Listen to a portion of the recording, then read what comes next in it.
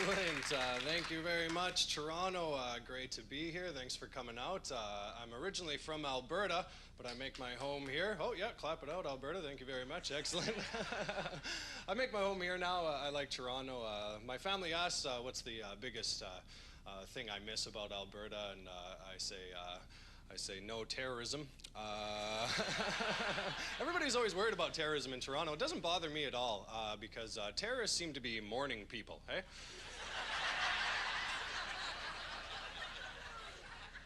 All the attacks, 6:15, 7:15 in the morning. Who the hell is up at 6:15 in the morning?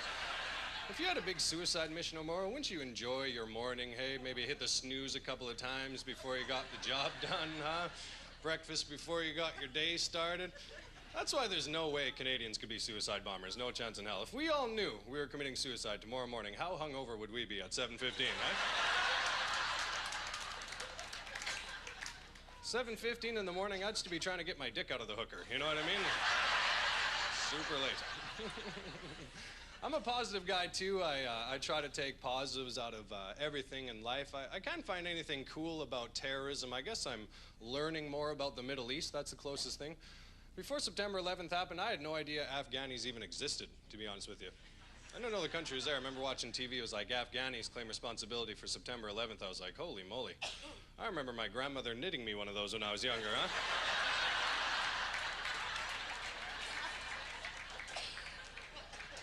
How the hell do you teach a blanket to fly a plane, man? That's messed up. I kind of root for underdogs in life, too. It's tough not to root for the terrorists. You know, they're a missed match. I don't want them to, like, come into Canada and mess things up, but I want them to throw a bomb in every once in a while, you know? Let's keep us on our toes. If I... If I could pick one piece of advice for the terrorists to learn how to start winning the war, it would be learn what a remote control is. I think that would blow their minds. Or a fuse. That would be crazy technology for the terrorists. Like, Ahmed, you don't got to be strapped to the thing. Did you know that?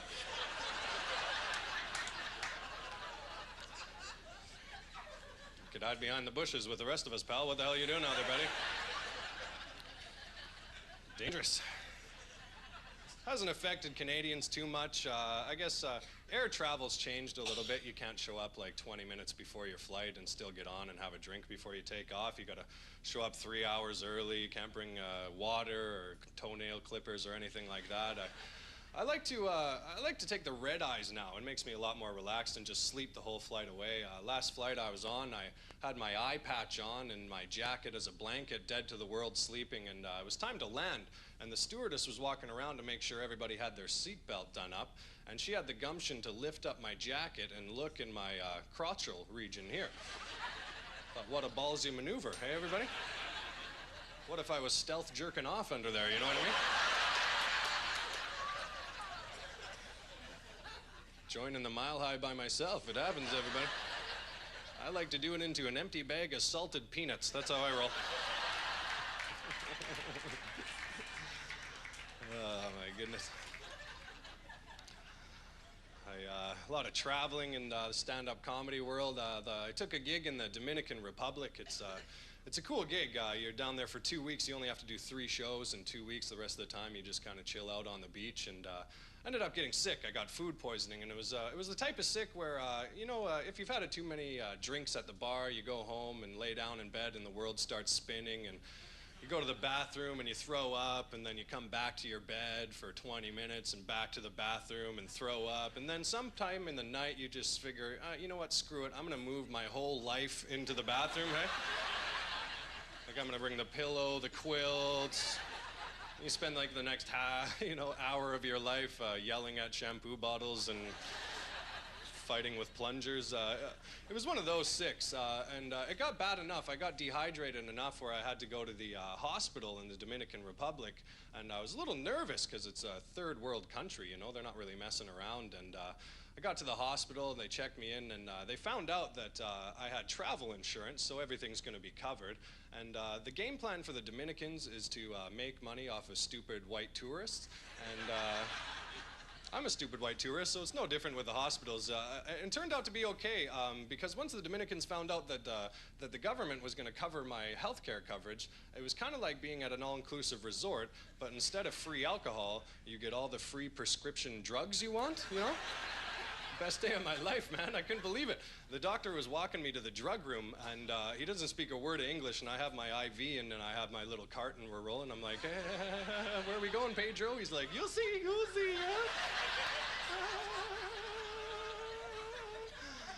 And we stopped in front of these double doors, and he opened up the doors, and it was like, ah.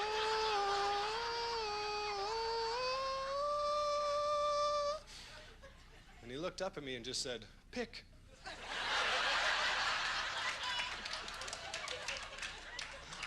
Best day of my life. I'm a cigarette smoker. I've been smoking for 10 years. It's my favorite thing to do in life.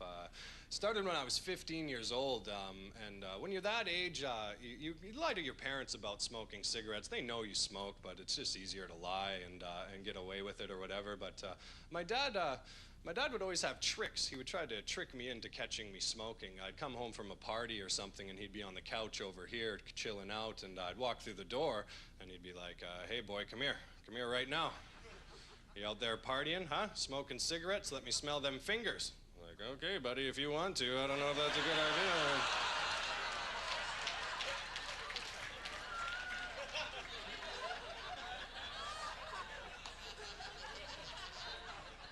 A little fresher than mom, hey, big guy? What do you think of that, huh?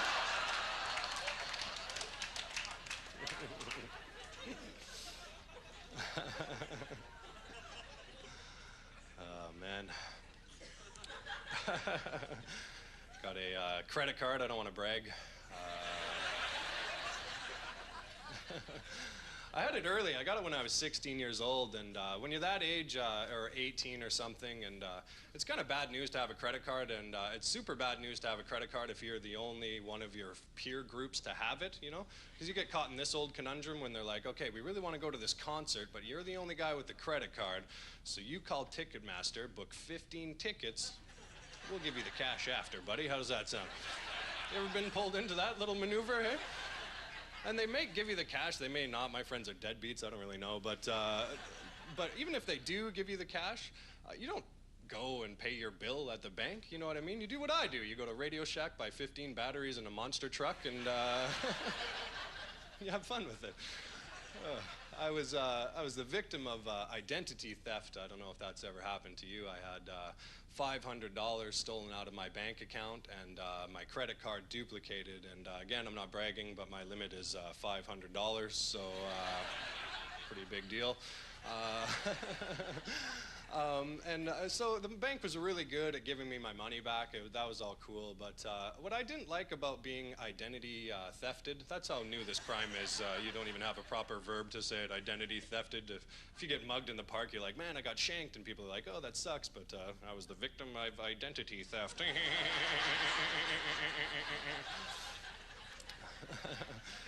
But I got identity thefted, and what I didn't like about it is I knew a nerd had taken my money, hey? Doesn't that bother you? I hate knowing a geek is sitting there making friendship bracelets and stealing my shit, you know what I mean? I hate that. If I want my money stolen, I want it to be like in a park by Vinny the rapist, you know, and a knife, and he stabs me and runs off and kills a hooker and kicks a baby, you know, that's what I want. Like, I'll tell you the story. I was doing a gig in Red Deer, Alberta, and it's a small town in between Edmonton and Calgary, and they got a big hotel in the middle of town. They put 2 nightclubs in the same hotel. The doors are literally 3 feet away from each other. And this nightclub here is called Mortimer's. That's where young kids go, take ecstasy, look at glow sticks. It's a fun time, right? And the door, right next door, the other bar, is a bar called Billy Bob's. And Billy Bob's is Canada's biggest country music bar. And it was a good idea for the hotel. They make a ton of cash, but what happens is at 3 in the morning, the 2 bars empty into the same parking lot, and the etards and the cowboys unite like this.